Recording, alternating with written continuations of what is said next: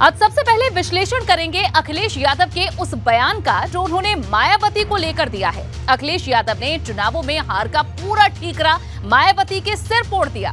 सपा के अध्यक्ष ने कहा कि अगर उनकी पार्टी चुनाव हारी तो इसकी सबसे बड़ी वजह मायावती है, क्योंकि मायावती गुप्त तरीके से भाजपा के इशारे पर काम कर रही हैं।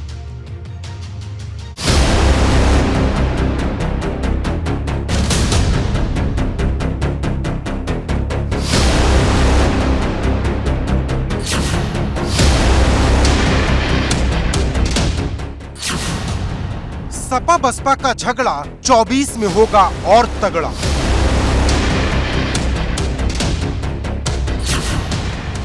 पहली बार माया पर अखिलेश का सीधा प्रहार। बहुजन समाज पार्टी वो काम करती है जो भारतीय जनता पार्टी कहती है। लोकसभा चुनाव के लिए देश भर में विपक्षी एकता का मंच सजाया जा रहा, लेकिन उत्तर प्रदेश में ये एकता दिखेगी, इसकी उम्मीद अब ना के बराबर हो गई, क्योंकि जो अखिलेश अभी तक मायावती को इशारों में भाजपा की बी टीम बताया करते थे, अब उनका ये हमला खुलेआम हो गया है। बहुजन समाज पार्टी वो काम करती है जो भारतीय जनता पार्टी कहती है। अगर पिछले चुनाव में 2017 में और पिछले चुनाव में बहुजन समाज पार्टी ने बीजेपी की मदद न की होती तो आज भारतीय जनता पार्टी उत्तर प्रदेश में नहीं होती। एबीपी न्यूज के कार्यक्रम प्रेस कॉन्फ्रेंस में अखिलेश यादव सवालों का सामना कर रहे थे और तभी उन्होंने मायावती को लेकर ऐसी बातें कह दी जो वो कहना तो कई दिनों से चाहते थे, लेकिन चाहकर भी नहीं बोल रहे थे। जानकार कहते हैं 2024 के लिए अखिलेश कोई गुंजाइश बचाकर रखने की कोशिश में थे, लेकिन अब वो गुंजाइश भी खत्म हो गई, क्योंकि मायावती के पिछले फैसले अखिलेश यादव को जबरदस्त चुभे थे। अगर आप जमीन पर देखेंगे, उनके फैसले देखेंगे, आप राष्ट्रपति का चुनाव होगा, क्योंकि आजमगढ़ का चुनाव है तो आप नहीं बोलेंगे, 2 दिन बाद आप समर्थन कर देंगे बीजेपी का। अखिलेश का सबसे ज्यादा दर्द आजमगढ़ में हारने का है और इसके पीछे वो मायावती को ही कसूरवार मानते हैं, क्योंकि आजमगढ़ में मायावती ने ऐसा प्रत्याशी उतार दिया था जिसने सपा के मुस्लिम यादव समीकरण पर जबरदस्त चोट की और भाजपा बाजी मार ले गई। अखिलेश कहते हैं मायावती का हर एक फैसला सपा को पीछे धकेलने के लिए होता है। समाजवादी पार्टी कैसे हारे, वो कैंडिडेट कौन सा दिया जाए, उनका टारगेट बीजेपी नहीं था, उनका टारगेट था समाजवादी पार्टी।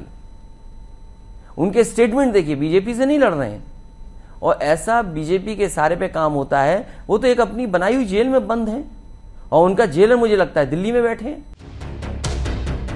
अखिलेश ने मायावती को लेकर तमाम बातें कही, लेकिन उनकी ही बातों से कुछ सवाल भी पैदा होते हैं।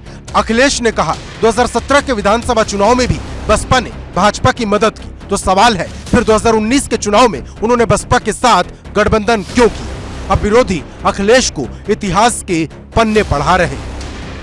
2019 के चुनाव में तो जाके पैर छुए थे और बुआ बुआ कर रहे थे बहन जी को, पैर छू करके, तब उनको बी टीम और ए टीम नजर नहीं आ रही थी। और अब अखिलेश यादव जी की सोच कमाल की है। कभी वो अपने मन में तय करते हैं कि मुलायम सिंह यादव जी को पद से हटाओ, बाप अलग चीज है, पद पे राष्ट्रीय अध्यक्ष पद पे होना अलग चीज है। तो राजनीति के बारे में उनको अपने पिताजी से ही पहले राजनीति सीखनी चाहिए। एक बात से मैं बिल्कुल सहमत हूँ अखिलेश जी के, कि मायावती जी वाकई उन्होंने उत्तर प्रदेश की राजनीति को जिसने उनको लगातार 3 बार मुख्यमंत्री बनाया, और उत्तर प्रदेश की राजनीति में उनको एक समुदाय ने, उनको प्रदेश की जनता ने हमेशा उनका साथ दिया। उस जनता को जब आवश्यकता थी 2022 के चुनाव में, तो उस जनता को उन्होंने धोखा दिया।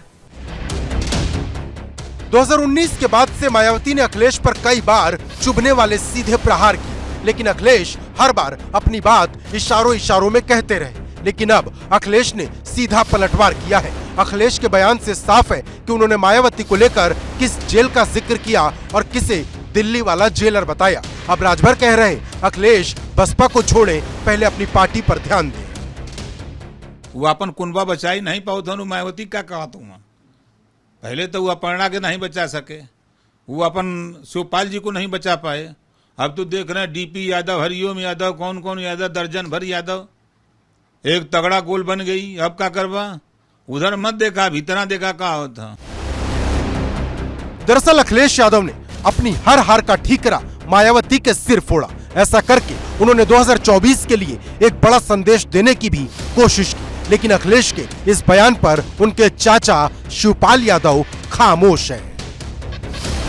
शिवपाल जी, अखिलेश जी कह रहे हैं कि मायावती अपनी बनाई हुई जेल में कैद रहती हैं और उनके जो जेलर हैं वो दिल्ली में हैं। मुझे कोई कमेंट उसका नहीं करना।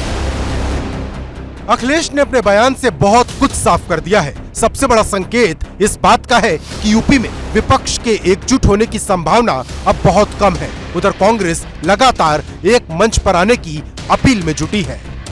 इस समय वक्त की जरूरत है देश की अर्थव्यवस्था को बचाने के लिए, एकता और अखंडता को बचाने के लिए, कौमी एकता को बचाने के लिए, सामाजिक सद्भाव के लिए नरेंद्र मोदी के नेतृत्व की भाजपा के खिलाफ सबको एकजुट होना चाहिए।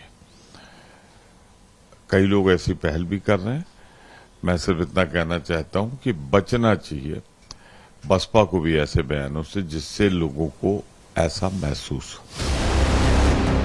कांग्रेस अब कुछ भी प्लान करे, चाहे जितने आंकड़े गिनाए, लेकिन सपा और बसपा की दोस्ती दोबारा हो पाएगी ये उम्मीद उसे भी छोड़ देनी होगी, क्योंकि अब जब अखिलेश ने मायावती पर हमलों की शुरुआत की है तो ये जंग और ज्यादा भीषण होगी। Bureau report, ABP Ganga.